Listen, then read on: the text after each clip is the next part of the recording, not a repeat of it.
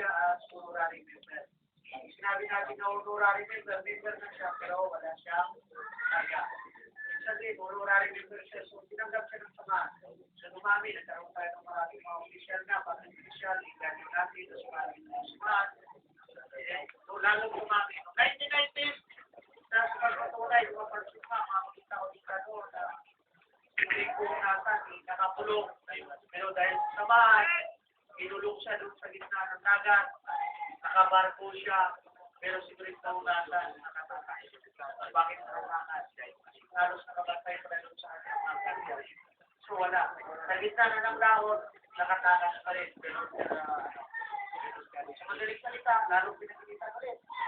Pinagilitan ulit yung kanyang. Kasi yung iba, nagtagon, madaling salita, sa pagilitan ng gobyerno, yung iba doon lalo yung may karga ka, under investigation. Kasi alam na nasabi ito sa mga. So pinagilitan, dito ngayon, nung tumakbo, si Gringo Unasa, nasabi niya, hindi na nakapaulo sa mga, kasi honorary member siya. Sabi niya, pag nanalo siya, automatic, magpakasya siya.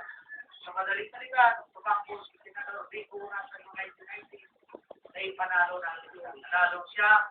So, nagkaroon ng buhay. Ito po, pinaglalaban niya tayo.